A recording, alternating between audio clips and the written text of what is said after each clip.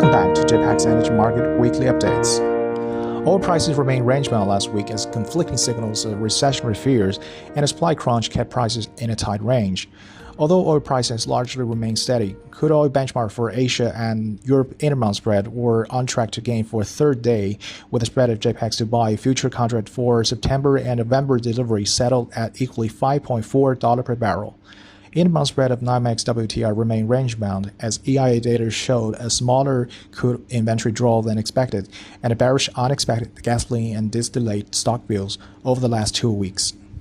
On the demand side, demand for transportation fuels has been picking up in Asia as improved mobility pushed regional economies to open up to near pre-pandemic levels.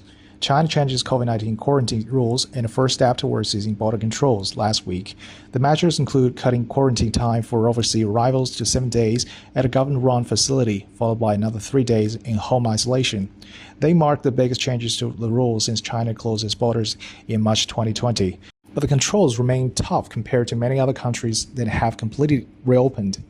And a season of travel restrictions and reopening of major cities from lockdown that had deterred cross-border travel and resulted in international flights running at just 2% of pre-pandemic levels boosts optimism that growth can get back on track. China's crude throughput is set to rise month-on-month in June as refineries resume operations for maintenance amid expectations of demand recovery from pandemic-led movement curves. Weekly data from Longzhong shows that operational rates in China's independent refiners rebounded to more than 58% last week from around 50% in April. It's expected the run rates to reach around 70% by end July. Last week, China's Ministry of Commerce has issued this year's second batch of quota on non-state crude imports, permitting 50.7 million tons of imports, a jump of almost 50% from the same batch for 2021, according to a notice from the ministry. The new allowances bring China's total non-state import quotas to 161.7 million tons so far this year, a rise of 2.45% year-on-year. The amount of new quotas issued is in line with expectations. The new quota will allow China to take more crude cargoes from the already tight global market.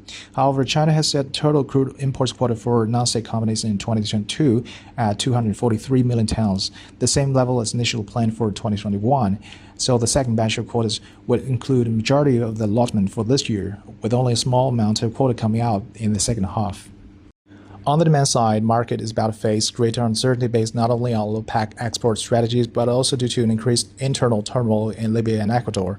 Russian crude exports have remained resilient in the face of sanctions so far, but many analysts expect them to eventually tumble by the end of this year.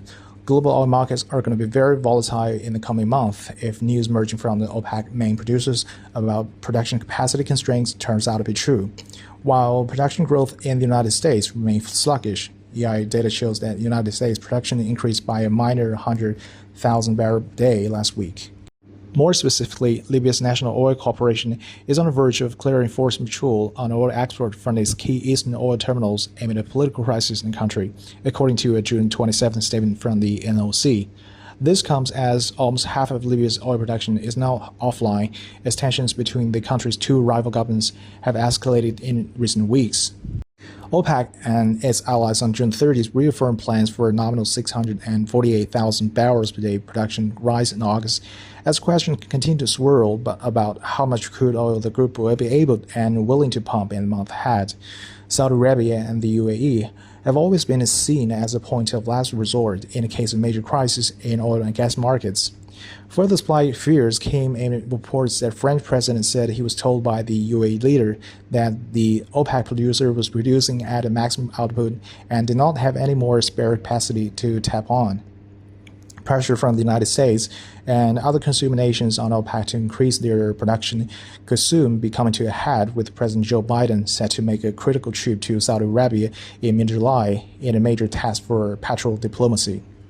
As for the regional spread, the JPX Dubai and IC Brent spread once again hover around the minus $15 mark after hitting multi-month lows during early March, as seasoning of the OPEC production cuts, mainly from Middle Eastern producers, weigh on sentiment for Middle Eastern crude supply in the coming month. Additionally, geopolitical Iran is back on the spotlight amid European officials making a renewed push for an agreement that could unlock significant volumes of Iranian oil sales. Oil markets are experiencing worldwide realignments in trade flows, which also makes the prediction of the spread more difficult. Okay, that's what we have this week. For more information, please stay tuned to the JPX Energy Market weekly updates.